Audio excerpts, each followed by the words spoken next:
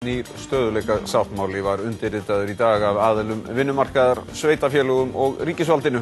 Sáttmálinn er sagður vegvísir til þess að tryggja leið þjóðarbúsins út úr þeim vanda sem þjóðin á við að etja. Jóhanna Sigurðardóttir, forsætisráðherra, verður gestur okkar eftir augnablik. En við byrjum á Jóhannu Sigurðardóttur sem sest hjá Helga Seljan til að ræða efni stöðugleikasáttmálans og fleira. Jóhanna, velkomin. Takk fyrir. Við skulum bara byrja aðeins á að fara aðeins yfir þennan stöðugleikasáttmála. Það svo sem, þetta nú svolítið, kannski umfangsmikið plagg, en það nú kannski lítið útfærslur þarna kannski. En það aðeins þetta sem kemur fram varðandi, og það sem kannski olli mestum deilum og sagt á frá í fréttum, til dæmis í gær, það varðandi hlutfallið af annars vegar sköttum og hins vegar niðurskurði í þessum tillögum öllum saman. Getur aðeins útskýrt fyrir mér, að því það talað að 45% af þessu eigi að vera skattar. Það búið að það eru ákveðnar skattahækkanir komnar fram nú þegar. Mega menn eiga vona á þá frekari skattahækkunum og er ekki alveg ljóst með við þessi markmið sem þið hefur sett ykkur að það þarf að hækka skatta enn meira hérna til dæmis bara á næsta ári? Já, fyrst varðandi stöðugleikasáttmálana, því þú segir að sé kannski ekki mikið í honum, þá er náttúrulega það stærsta í þessum sáttmála að það eru aðila vinnumarkaðar, sveitarfélögin og ríki sem ná þarna saman ákveðnan vegvísir eða sáttagjörð inn í framtíðina hvernig ná að halda á stórum þáttum í efnahagsmálunum, atvinnumálunum, kjörum fólks, hvernig ná að fara í það að ná niður hallanum og svo framvegis, og það er það mikilvæg í þessu, og þarna eru aðilar komnir að einu og sama borðinu í þessu efni, komið með leiðsögnina og ætla svo að setjast yfir þetta á næstu vikum og mánuðum, hvernig við framfylgjum þessu og komum þessu í framkvæmd. Varðandi það sem þú nefnir skattana, það var nú svolítið tekist á það og það er auðvitað ekkert skrítið að það sé gert. Vegna þess að við þurfum að ná niður þessum halla 170 til 180 milljarða fram til ársins 2013 og það verður ekki gert nema með skattabreitingum eða fara í viðkoma þætti eins og í rekstri ríkisins í tilfærslum sem eru barnabætur, almannatryggingar, fæðingarorlof og síðan í stofnframkvæmdir. Þannig að menn tókust á þessi hlutföll. Þannig að því minna sem við förum í varðandi skattana, því meira þarf að taka á hinni hliðinni og það er alveg ljóst að eins og niðurstaðan er núna, þá erum við að tala á 2009, 10 og 11, þá erum við að tala tæpa 130 milljarða bæði í sköttum og tilfærslum og minni hlutin eða 45% verður í sköttum og annað í tilfærslum og rekstri og stofnkostnaði, en það er þarna ákveðin varnagli að ef að upp kemur að aðstæður versni og horfurnar versni frá því sem nú að þá eru aðilar sammála að endurskoða þessi hlutföll sem eru þarna inni. Síðan erum við getur auðvitað ástandi líka batnað ef okkur tekst vel upp í þessu og þá erum við að skoða það að draga þá úr þessum skerðingum sem við þurfum að fara í og sköttum, þannig að það er hvort ekki upp í þessu. En þið þurfið væntanlega með þessar tölur og það sem þið hafið sagt að þið fáið út úr þessum neyslusköttum til dæmis og fjármagnstekjuskattinum og hátekjuskattinum sem þið eru komin á og auk þess að tryggingagjalds. Hvaða skattar þurfið ekki að hækka skatta með þessar forsendur sem þið hefur gefið ykkur til dæmis á næsta ári? Og hvaða skattar heldur það verið? Já, það er náttúrulega alveg ljóst að þeir skattar sem við höfum farið í núna, við höfum þarna verið að hlífa fólki með lágar og meðaltekjur. Við fórum í hátekjuskattinn miðað við 700.000 og síðan í fjármagnstekjuskattinn og þetta verður alltaf erfiðara eftir því sem við þurfum að fara í fleiri skattabreytingar.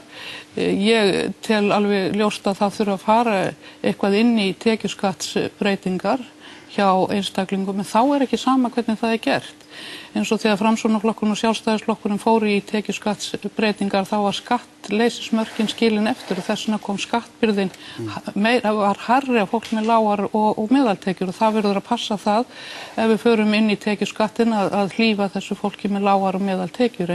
Ég hygg að það sé óhjákvæmilegt og auðvitað eru skattstofnarnir margvíslegir, bæði að því varðar fyrirtækin og einstaklingana, virðisaukaskattur er stór stofn í þessu en þetta hefur ekkert verið ákveðið hvernig við gerum það en nema bara þetta prinsip og markmið sem þessi ríkisstjórn er með að hlífa mest þeim sem hafa lágar og meðaltekjur. Það er vegvísirinn okkar að því varðar þessar skattabreytingar.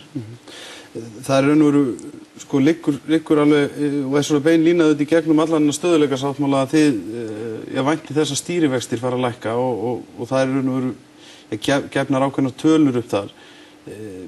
hafið einhverja vissu það að stýrivextir séu að fara að lækka núna? Ekki mitt þessar skattkerfisbreytingar sem það verið að gera, eru það ekki að lyfta verðbólgunni svolítið og ekki þar af leiðandi litla líkur á því að stýrivextir geti farið að lækka í þannig árferði? Ég sjá til það sem við vorum að ganga frá í dag sem stöðugleikasáttmáli. Það einn mjög mikilvægur vísir til þess að við getum lækka hér stýrivexti, þá erum eyða ákveðinu óvissu.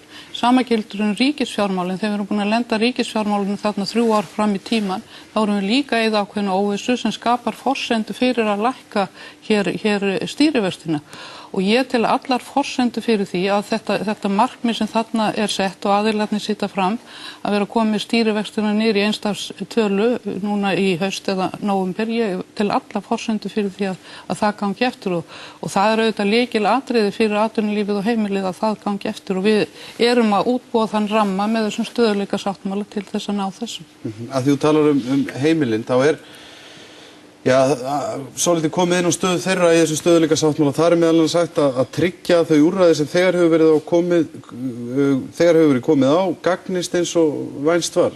Það svona, nokkurn veginn það eina sem minnst á það fyrir utan að það talað að það verið lagðar fram tillögur það hvernig megi styrkja stöðu lántakenda á fjármálamarkaði. Ég veist að það voru örugglega margir sem biðu eftir því að það kæmi inn í þessu stöðugleikasáttmála sem einhverjar aðeins meira konkrét tillögur varðandi stöður heimilanna. Það alveg ljóst að allir þessir aðilar sem koma að þessu sáttmála eru staðráðnir í því að skoða mjög vandlega stöðu heimilanna og að hvort að þurfa að grípa til frekari úrræða, að meta það og það þegar ljóst að við erum að grípa til frekari úrræða nú þegar. Við erum það komið fram reglugerð frá fjármálaráðherra það sem að framkemur að það sem verður afskrifað til dæmis inn í bankakerfið og það sem verður afskrifað að það verður ekki skattlagt og það mikilvæg forsenda fyrir því sem að við erum núna að vinna með bönkunum og bankarnir að fara í, það svokölluð frjáls greiðslu aðlögun, hún virkar svipað eins og þetta frumvarp sem orðið að lögum núna greiðslu aðlögun nema bankarnir gera þetta sjálfir hjá þeim einstaklingum sem eru mjög illa stattir og það verið að vinna að því að það sé gert vegna þess það alveg ljóst að það þarf að afskrifa alveg eins og þarf að afskrifa hjá fyrirtækjum og það þarf líka að afskrifa hjá einstaklingum sem að verst eru stattir og við erum að vinna út frá þessari skýrslu sem að Seðlabankinn hefur sett fram og það eru mjög mörg heimili, allt og mörg sem að eru í miklum vanda og við þurfum að aðstoða frekar en sem betur fyrir stór hluti einnig líka sem getur komist áfram með þeim úrræðum sem við höfum þegar sett fram. Þeir sem eru verst stattir núna eru augljóslega þeir sem eru með myntkörfulánin og bílalánin og við erum sérstaklega að horfa til þeirra. Það ákveðin greiðsla, þegar þessi skýrsla var sett fram hjá Seðlabankanum, þá var ekki til úrræði sem að hét greiðslujöfnun varðandi myntkörfulánanna og þeir sem að fara í slíka greiðslujöfnun að greiðslubyrði þeirra verður ekki þyngri ef þeir fara í hana heldur nú var fyrir hrunið að vísu safnast þetta upp á höfuðstólnum og við þurfum auðvitað að horfa til þess líka. En er þá að vænta einhverja frekara aðgerða og einhverja tilnægna út úr þessari vinnu sem á að halda áfram í kjölfarið á þessum stöðugleika? Já, við erum ekki að setja þetta bara fram sem orðablaði og við ætlum ekki að liggja yfir því hvað við getum gert frekar til að bæta stöðu þeir sem verst eru stattir. Ég held við komstum ekki hjá því. Aðeins að því það talað atvinnulífi líka og það sérstaklega minnst á álversframkvæmdir þarna og það talað álver í Helguvík og Straumsvík sem eru svona verkefni sem hafa verið talin vera á leiðinni en það er ekki minnst á álver á Bakka þar. Segðu mér aðeins bara frá því að því að það hefur auðvitað menn hafa ekkert verið alveg vissur það hvað þessi ríkisstjórn, hvað henni í fyrsta lagi finnst almennt álversbyggingar né heldur hvað hún ætlar að gera. Þessi verkefni eru komin á núna. Er full sátt þessi tvö verkefni að þau fái brautargengi? Þessar tvær aðgerðir sem þú nefnir varðandi Straumsvík og Helguvík að þetta voru ákvarðanir sem voru teknar þegar þeir búið að taka þegar þessi ríkisstjórn komst á laggirnar og því verður bara framfylgt að það gangi fram og það staðfest í þessum stöðugleikasáttmála að það verður farið í þessi verkefni, það liggur alveg fyrir. En álverið á Húsavík, það ekki minnst á það? Já, það verður bara bíða og sjá til hvernig því vindur fram, við verðum að nýta þá orku sem þar til staðar en það ekki víst að það verður endil í álver. Er viljið til þess innan þessara ríkisstjórnar, bara svo ég spurði það því, til þess að fara í álversframkvæmdir á Bakka? Ég held að það sé margir aðrir kostir heldur en álver sem slík, fleiri álver sem við ættum að skoða og það sem athyglisvert líka í þessum stöðugleikasáttmála að það hefur verið nefnd starfandi með aðilum vinnumarkaðarins og stjórnvalda sem hafa verið að skoða hvað getum við farið í framkvæmdum og það liggja fyrir tillögur ótal mörg verkefni í orkufrekum iðnaði í vegaframkvæmdum upp á 280 til 380 milljarða næstu 3 árin. Við getum auðvitað kannski ekki farið í það allt saman en það sem við erum að horfa til hvort að lífeyrissjóðirnir séu tilbúnir með sitt fjármagn í að hjálpa okkur í þessum erfiðleikum að örva hér hagvöxtinn og atvinnulífið koma því í gang með því að hjálpa okkur að fara inn í þessa framkvæmdir og lífeyrissjóðirnir eru mjög jákvæðir í því og síðan spurning hvort við getum ekki farið í einkaframkvæmdir líka með við erum í þessum erfiðleikum og það eru margvísleg verkefni þar á borðum sem menn að skoða sem snertir græna orku og svo framvegis. Þið talir reynda líka að varðandi lífeyrissjóðuna og þá varðandi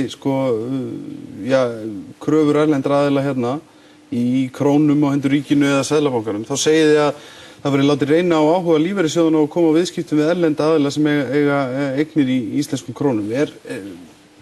Er í lagi að láta lífeyrissjóðuna sem eiga nú fyrst og fremst að sjá ávaxta fé sjóðsfélaga sinna og greiða þeim það út þeir hafa aldur til eða eftir atvikum. Er eðlilegt að lífeyrissjóðirnir séu látnir taka það til?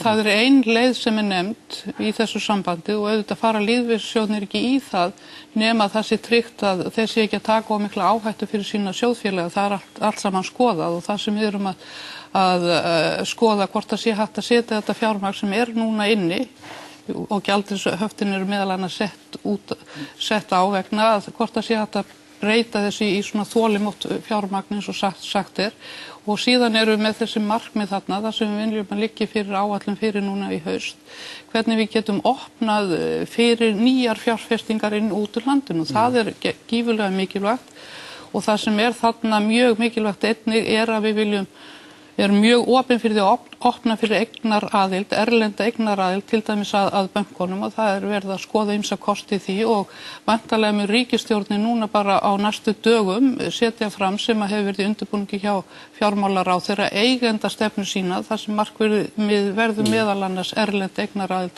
að bönkunum.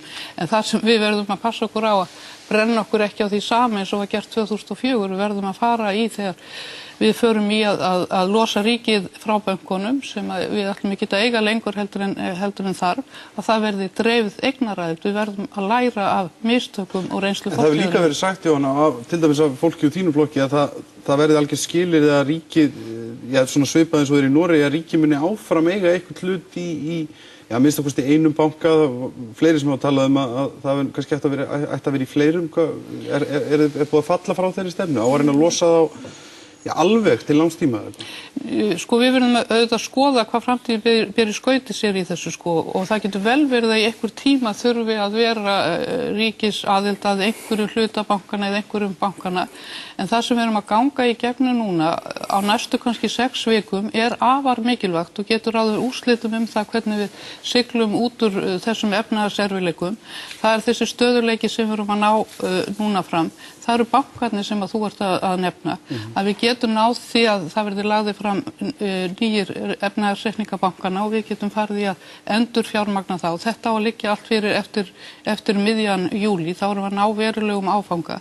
Þessir umdeildu ICE samningar að ríkisábyrgðin því fer inn í þingið fljótlega. Þetta mjög umdeilt atriði, þessir ICE samningar, en við verðum að komast í gegnum það. Heldur þú að þið hafið þingmeirihluta fyrir þessum ICE samningum, fyrst þið erum konað þeim, fyrir ekki að grípa svona? Já, við erum að leggja þetta fram sem stjórnarfrumvarp og ég trúi því og treysti að við höfum þingmeirihluta fyrir því. Síðan ætla ég að nefna lánasamningana við Norðurlöndin, að það verið að ganga frá því núna 1. júlí, kjörunum á þeim sem mjög mikilvægur áfangi. Við erum að ganga frá núna í júlí endurskoðar áætlun við Alþjóðagjaldeyrissjóðinn. Þannig allt þetta mjög stórir áfangar sem við erum að ná núna og ef við komumst í gegnum þetta á næstu 6 vikum þá held ég að við séum á mjög réttri leið og getum svona verið öruggari það við séum að eyða ýmissi óvissu, treysta hér, endurvekja traust okkar og trúna við alþjóðasamfélagi sem okkur mjög mikilvægt út af erlendu fjárfestingum og svo framvegis. En af því að þetta byggist svo mikið á þessum IceSafe, fyrirgefuna, þetta byggist rosalega mikið á því að þessi IceSafe samningur hann náist í gegn. Ekki einmitt, minnst ákvæmst talsverður órói í stjórnarliðinu út af þessum samningi og kannski ekki síst út af því sem að var fjallað í fréttum núna í vikunni sem að snýst það að það eru vextirnir til dæmis af þessu stóra IceSafe-láni að þeir eru ekki neinar forgangskröfur og þar af leiðandi ansi líklegt á ríkissjóð og þar með almenning hérna falli alveg gríðarlega stóra fjárhæðir. Sko, nú það þannig að enginn hér á landi allir vildu komast hjá því að greiða þessa IceSafe reikninga en því miður það komast við ekki hjá því. Við viljum vera í samstarfi við alþjóðasamfélagið og ef við víkjum þessu til hliðar og segjum að við ætlum ekki að borga þá einangrumst við bara. En þessi samningur nógu hagstæður? Geturðu hort framan í þjóðinu og sagt að þetta sé besti samningurinn sem við höfum verið á? Sérstaklega í ljósi þessu sem við Ég tel að þessi samningur sé okkur hagstæður. Við erum að fá þarna lægri vextir heldur en að við vorum með á borðinu til dæmis fyrir áramótin. Þar voru 6,7% vextir, nú vorum við að tala miklu lægri vextir, 5,5. Við erum að tala sem afar mikilvægt að við komstum í skjól með að þurfa ekki að greiða afborganir af þessu næstu 7 árin sem skiptir alveg gríðarlega miklu máli. Það alveg rétt, við þurfum að greiða þessa vexti og síðan fer auðvitað það eftir því hvað við náum inn mikið hvað mikið eignir Landsbankans geta gengið upp þessar skuldir og ég fulla trú á því, menn tala 75 til 95% og nýtt mat hér sýnir cirka 83%. Þannig ég fulla trú að því að við getum gengið langleiðina í þessu efni að eignina gangi upp í þessar skuldir en það getur auðvitað farið svo, Helgi, að við stöndum uppi með skuldir út af þessu og menn hafa talað þeir geta orðið á bilinu 150 til 300 milljarðar sem eru gífurlega miklu peningar. En það fellur ekkert á okkur að við þurfum að borga það fyrir þetta 7 ár sem skiptir máli og þá erum komin kannski langleiðin út úr þessari kreppu en síðan spurning hvernig eigum þá að mæta þeim skuldbindingum og þá hef ég lagt áherslu á að leggja til dæmis álag eða gjald á fjármálastofnanir sem rennin í innistæðu tryggingasjóðinn til þess að mæta þessu. Aðeins eitt að því að það fjallað það sérstaklega, það nú svona nú kannski svolítið sérstakt sem kemur fram í þessum sáttmála að þar gera samtök atvinnulífsins fyrirvara gagnvart framlengingu kjarasamninga varðandi fyrningarleiðina sem að þið lofuðu fyrir kosningar og hefur þegar verið boðið að hefjist einhver vinna við næsta ár. Eru þið að falla frá þessari fyrningu með þessu að skrifa undir þetta samkomulag eða það ef til þannig að ef þið ætlið að standa við ykkar loforð þessa fyrningu að þá sé þessi samningur fyrir bí eða þessi sáttmáli? Taktu eftir þetta sérstök bókun samtaka atvinnulífsins sem þeir setja þarna fram og þeir eru raunverulega árétta þá stöðu sem uppi núna. Það nefnd á vegum sjávarútvegsráðherra með aðild mjög margra hagsmunasamtaka og fleiri sem eru að skoða hvort að menn geta náð einhverju sátt í þessu máli og það fyrst og fremst verið að árétta það í þessu ákvæði sem SA vildi setja þarna fram og niðurstaðan í því hvort að menn ná einhverju niðurstöðu á til dæmis að liggja fyrir núna 1. nóvember. En við erum alls ekki fallin frá þeim ákvæðum sem eru í okkar stjórnarsáttmála það leiðir sem við viljum ná fram til þess að breyta hér sjávarútvegsstefnunni en við erum líka opin fyrir að hlusta á þær hugmyndir sem aðrir hafa í þessu efni og hvort að menn geti náð sátt sem getur skapast einhver sáttum í þjóðfélaginu. Það engin sátt núverandi stefni í sjávarútvegsmálum. Þannig að þið ætlið að halda ykkur við þessa leið sem hefur verið nefnd fyrningarleiðin og snýst það að taka tilbaka aflaheimildir í smáskömmtum. Þetta sú stefna sem við höfum sett fram en það breytir því ekki að við ætlum að hlusta á hvað aðrir hafa fram að færa og hvort við getum náð ykkur sátt. Jóhanna, takk fyrir komuna í Kastljós. Takk fyrir.